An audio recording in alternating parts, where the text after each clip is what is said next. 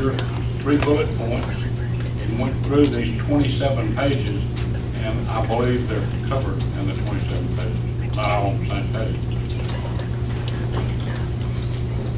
Any other comments? Mr. Pomko. Thank you, sir. Well, first of all, I wanted to thank Dr. Easterling for a number of the changes in Section 1.7, which will certainly mitigate some of the effects of this. I still think on net, it's unavoidable that we are in the top 10 for prescriptions. Mississippi is in the top 10 for prescriptions, but we are in the bottom 10 of the 50 states for overdose death rates. It's still unavoidable that on net, this will move us from the bottom 10 up the ladder, meaning more people will die and we will rank higher unless the other states are making changes like these that are faster or more aggressive than we are, which would keep us in the bottom 10. So I think that the net takeaway is, yes, this will bring our prescriber rate down, but it will bring our death rate up. And so my concern, which I've said before, so I'll keep it short, is as a result of these regulations on net, somewhere between hundreds and thousands of Mississippians will die who would not otherwise be dead. Again, we will bring the prescriber rate down, but hundreds or thousands, depending on which math you use and which projections you use, would die as a result of this that would not otherwise be dead. And that continues to be my concern. But I wanted to, again, to thank Dr. Easterling for a number of the changes that will mitigate some of those effects. I agree. I think we have protected that so that physicians aren't just throwing patients out of their practices without treatment. And so hopefully the things that we put in there that won't put the burden on the physician to just kick a patient out of their practice. And address that. And I think it does to some degree. I'm still very concerned that, as I've talked to doctors, that with the Board of Medical Licensure, Bureau of Narcotics, doctors are, there was even confusion on this board as to where the regs specifically about detox and maintenance even live. There was confusion as to were those even in the regs or in statute.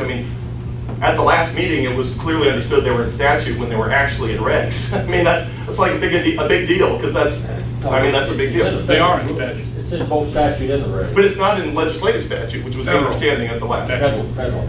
No, right, but I'm talking about the ones we're specifically talking about were believed to be in state legislature control, and they're not. But regardless, even that, doctors are so opioid risk averse at some point that even though technically a doctor could say, I'm going to bridge you until you get treatment, many doctors are terrified to actually do that. So not only would they have to know that the statute changed to allow them to do something they've never been allowed to do for possibly decades, but they would have to know, they would have to be so courageous and so conscientious that they could believe they could leverage that statute without the Mississippi Bureau of Narcotics showing up and saying, hey, we want to check your books, people are terrified. So I'm concerned, although I think it will help to some degree, doctors are scared to exercise that latitude. And they're going to tell them, I could bridge you to treatment.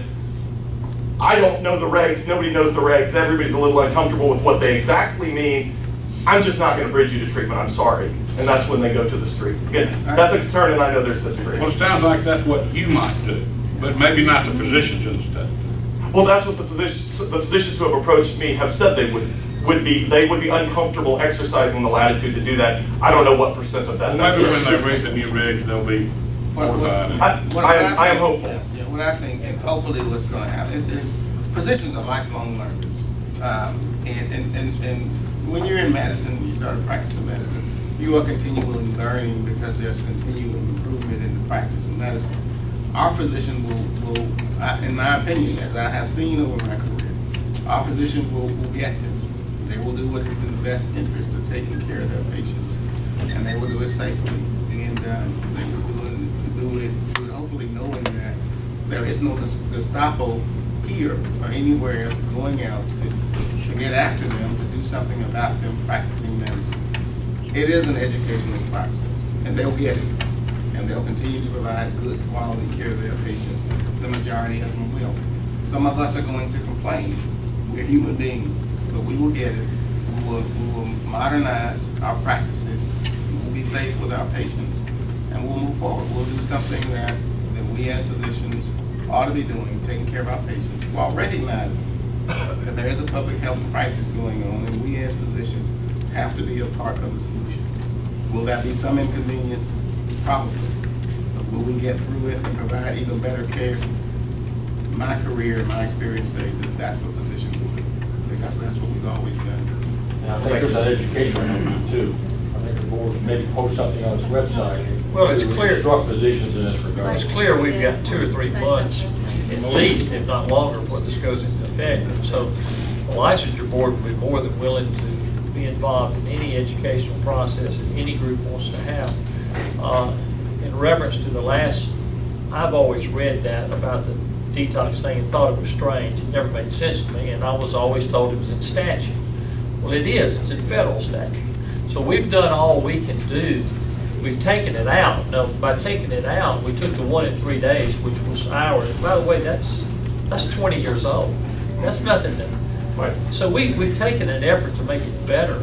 We've taken those 2 sentences out, but that does not mitigate the fact that if someone does this, that the federal government couldn't come down on it. Now, it's been our experience that they don't do that. I think if you talk to Mr. Dowdy and Mr. Fisher, they've got a lot bigger fish to fry than 1 or 2 doctors who are infracting this. I just can't imagine that they're going to go after that. That's, but you know, it is what it is. I want to make it clear for the record that what you said about hundreds dying is simply your uneducated opinion.